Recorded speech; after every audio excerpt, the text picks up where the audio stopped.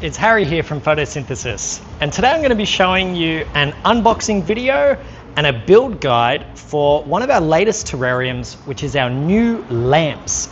So this is a fully enclosed ecosystem with your own rechargeable lamp. These make an amazing little bedside decoration. The light is actually full spectrum, so it does provide energy for the plant.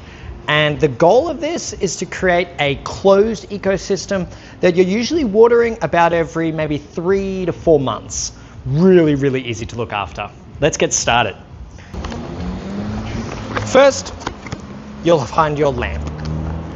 In the lamp, we've got our little instruction book, a charging cable, and your light, of course. Your light is going to be available in either black or in white. You've got a little lamp kind of sensor at the top there. It's got 3 settings of light. We have our warm white, our white light, and a mix of both. Obviously for, I guess, maximum growth, full spectrum light, this is going to be your most effective with the plants, but I find just using the warm white is just a little bit of a classier look at home. And then you'll find your stopper. Your stopper is designed to go inside our custom built lid housing, which you'll find in your glassware box. Just go out. Here you'll find your glassware, and in here we have our lid. So the lid is designed to sit perfectly with your stopper, and then that just simply sits in there with your lamp on the top. So we'll put that aside for the time being. So let's get into the build. In here we got our decorative plant pack. We've got a few little pretty decorative plants and a creeping plant and also your live moss. Now we'll be sending these out with all of our non-quarantine states. So anywhere in Victoria, New South Wales and Queensland will receive their little decorative plant pack. If you are in a quarantine state like Western Australia, South Australia, and I'm pretty sure Northern Territory, we won't actually be able to provide the plants. But what you will receive is a recommendation guide on the different plants and different mosses that are suitable for your ecosystem. We just want to be really mindful that we're building a garden, so we need everything to fit inside and things actually going to grow. So obviously putting too much or something that's too big potentially is going to, I guess, make it a little bit more difficult long term to maintain, and also the longevity of your terrarium might get affected. But we always recommend give it a go, but you're building a rainforest. So that's kind of your best tip when you're deciding your plants. We want to make sure it's something that's suitable for 100% humidity. It's an ecosystem that's quite harsh. There's a lot of water getting around. So we've got a lot of great options that we use in store. So to get started, you have your different elements like your bottom layer. Everything's going to be labeled, so it's super easy. We have our soil. I'm going to get into that a little bit later. We're really excited about our new soil mix. We have our 1, 2, first layer, second layer. Number 2 is our charcoal. This is really important for the success and I guess longevity of your terrarium, being that that's our filter. That's what keeps everything going, and it kind of revitalizes all of the water so that that photosynthesis process can keep going without that water getting stagnant. It's kind of your cleaner for the water. And then our separation layer, and we've got a decorative little pack here and some decorative sand. So what I really recommend for something to assist you during your build, we have just a tray, something to catch all of the mess. We also supply 30 centimeter tweezers that we really recommend to add into your kit. Obviously, it's a build that we recommend as kind of like more of an intermediate build, just mainly because you can't put your hand inside. You're kind of moving decorations, moving them around mainly just with your tweezers. So you do need something that's going to be able to reach inside there. Another really useful tool, and it's mainly for you after you've built your terrarium, is our cleaner. So these are an optional extra. We actually design them for these types of terrariums where you actually can't stick your hand inside after the build. So we recommend something that can help you clean, but I'll get into that at the end. So yeah, diving straight into the build, I'm going to be going through a different couple of elements and styles in terms of like how you can use the glassware in your hand to assist you with building the terrain. Yeah, I'm going for something really simple. So first of all, we have our bottom layer, or what we call our drainage layer. This layer just holds moisture that's not getting used as that cycle works. And we've pre-portioned all of the ingredients so that you can just literally use all of them. The only one that you might have a little bit extra of is the sand, but yeah, feel free to kind of just get it all in or just use partial.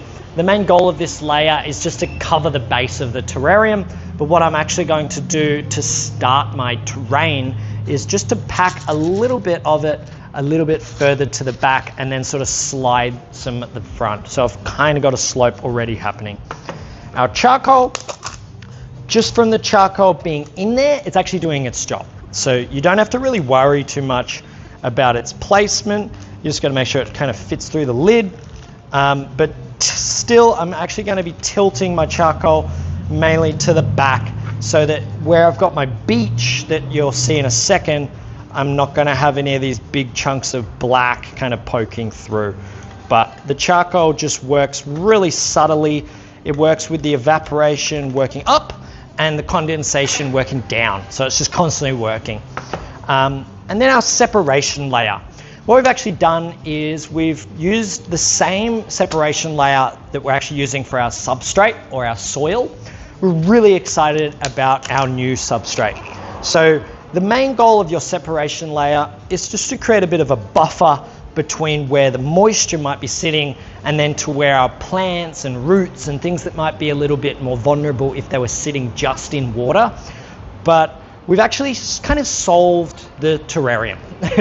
We've been working a really long time to focus on what problems there are in terrariums and I guess just constantly trying to create this perfect terrarium or perfect product.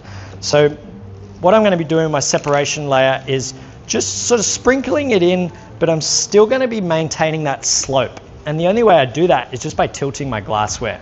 So I'm just tilting and just tipping it in. And now I've got half of my separation layer in. Then what I'm going to actually do is start to work in a little bit of a beach. So I'm going to get my sand and I'm just going to tip in so that I've kind of got like a half and half, which is half separation layer, half sand. And then that way you get this really nice contrast and it's a nice white kind of beach that sits along the front. And then what I can do when I tilt again, some of the sand's going to start to work back, which will kind of make that slope even more effective. But I find with the terrarium, if you've got a high point, somewhere kind of like that, where it sits at the top, that's actually an amazing little focal point where it really draws your eye to potentially where you might have a plant at the top there, some sort of decoration. I find that as the sand is kind of like the beach, that's sort of where the waves would be hitting, so you would want everywhere to be higher than the sand, if you kind of get what I mean. I kind of overthink the terrarium a little bit, thinking about sort of nature and also maybe a design or a place that I already remember. So I've pretty much made a terrarium. You could just shove the plants in here right now and you could make something really spectacular and I guess really effective in terms of the growth. The plants would just love it. So I'm going to get into our soil and what we've really done and solved in our creation of our new substrate. So the soil, I guess the main battle that you have with a terrarium is it's all about a balance. You're trying not to put too much water, but then you're trying to make sure that there's water so that you've got this humidity and this cycling ecosystem. So the biggest problem that we found with trying to create an amazing product and also trying to create the best ecosystem was if a customer puts too much water in their terrarium, they're going to run into a range of different problems, which is like what basically happens with the normal soil is that water creates a mud on the top of the soil, and it locks all of the air so that it can't actually penetrate the soil and allow for the plant to breathe. So it's not that the water really kills the plant, it's that the substrate locks all the air and it causes the plants to suffocate, and that's why your mold and things like that will start to appear, because the plant's dying because it can't actually breathe. So what we've done is kind of look at that and go, okay, that's the problem. Now, how can we create a solution? So what we've done is we've found a soil that's called a microporous crystal. And this crystal, it actually holds water, but it allows constant oxygenation because it's loose.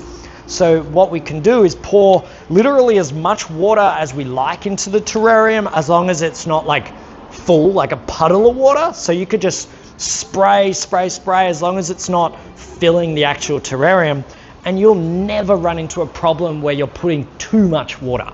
So I guess what we've now, like as a goal in the business, is we're trying to create something that's like just nearly idiot proof, so that it can solve my problem, where I'm not wanting to just walk this tightrope of too much and not enough water. So at the end of today's build, I'm going to water this terrarium quite a bit, and the goal is to just change the color of the substrate so that it's a little bit more orange and dark, and that's my indicator that I've got a good amount of moisture and I don't really have to worry about my water level. Okay, so getting into the rest of my soil, I'm just trying to build this mountain or kind of hill up a little bit higher, maintaining that little bit of a tilt in my hands so that I can keep going with the height. And then what you can do with the tweezers, once I'm going to use all of it. It's a bit of a high, kind of steep slope, and it's going to make a really nice design when I start to actually stick some plants in there. But you could use the back of the tweezers or some sort of, this one's a little bit too big, but something that fits in there so that you can kind of move the soil around. Now you see how it's just sliding down when I touch it? If you put a little bit of water in there, it helps to kind of lock that soil, that I guess substrate, we'll call it soil, together so that it is a little bit more malleable and doesn't just slide away. But now with our little decorative pack here, what we've done is actually include a few pretty little decorative elements like nice shells, other shells, different decorative stones. And what I recommend is you do exactly that. You just tip them all out, and then all you need to do is really just grab pieces that you like, hopefully fit inside. This one's good. And just place them down into our ecosystem. So this is a build that we really recommend you take your time, get a glass of wine, get a coffee, just enjoy the process. I find that it's something that you really can't rush. If you're trying to make that, really quickly, and you're using the tweezers and kind of things start to go wrong, you're not really going to get the design or I guess finished product that you're really aiming for. So just enjoy the process, place different areas. What I find is like a fun way is just to try to imagine that you've shrunk down really, really small and you're trying to design a little world for yourself. So if you've got shells, it's like a beautiful element along your beach. So what I'm going to do is get into my plants. I find that the moss, you've got these like a chunk of moss just like that. What I'm going to do is actually just rip it up. So all I do is I hold it in one hand, grab pieces like that, and I can just place them into the substrate.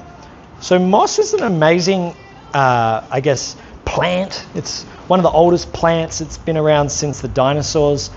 They only grow from their foliage. I've got it mixed into the moss here, which is a bit annoying. So see how it just gets mixed into the sand. So I've just pulled it out, and I'm going to give it a spray just to wash off all of that extra sand so that I can still see my beautiful green. Shove it in at the top so it doesn't cause any more problems.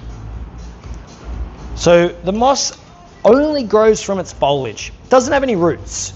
So it is kind of your best indicator that your terrarium is doing what it's supposed to. You have, humidity, which is keeping the moss nice and watered. And yeah, if you're noticing your moss is starting to look a little bit brown or a little bit dry, you really want to make sure you're increasing your moisture levels so that you're not, I guess, letting that air lose the moisture. So we want to try to aim for 100% humidity all the time. In my little plants, I've got this hypoestus, and we've got a little tiny root system that's popping off the stem there. All I need to do is make sure that that guy is in my substrate. So I'm just trying to sort of get my tweezers ready, and then I'm just going to be positioning it down. They're pretty tough if you shove them in through the glassware. They've got big leaves. The main thing, you just want them facing upwards, and then they're going to actually stuck. Hi there. So this is actually the third time that I've had to do this. I've had a malfunction with my microphone every single time. So I believe that the mic's going to be a little bit tingy because it's on the phone now. But I'm just going to get in my decorations.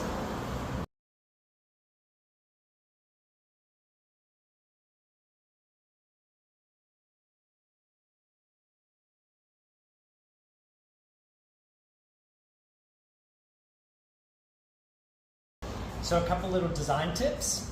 When I've got my moss, my kind of best way that I utilize it is by ripping it up. Moss only grows from its foliage. It doesn't have any roots. It's fine just to rip it because it's actually going to grow from all of those leaves, catches humidity out of your ecosystem. So all I'm doing is just ripping it out and then just shoving it into the substrate.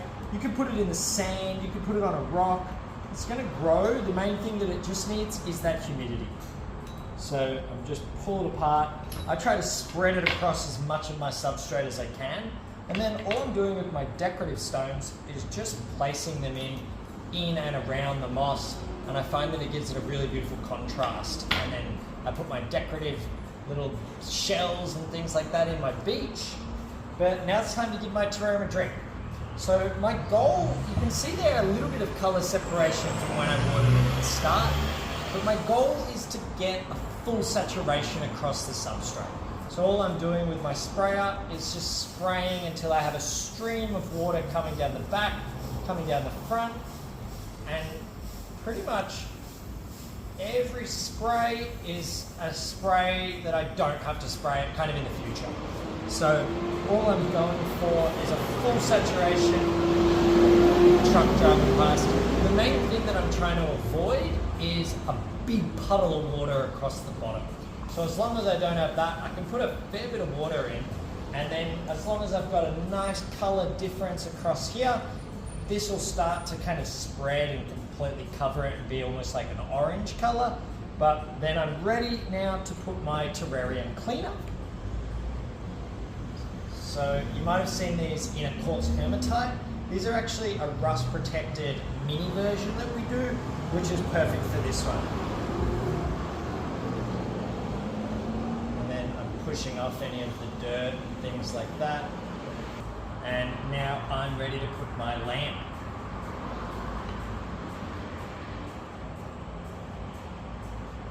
Well, thank you guys for supporting us, and yeah, I hope you love your new lamps. See you soon.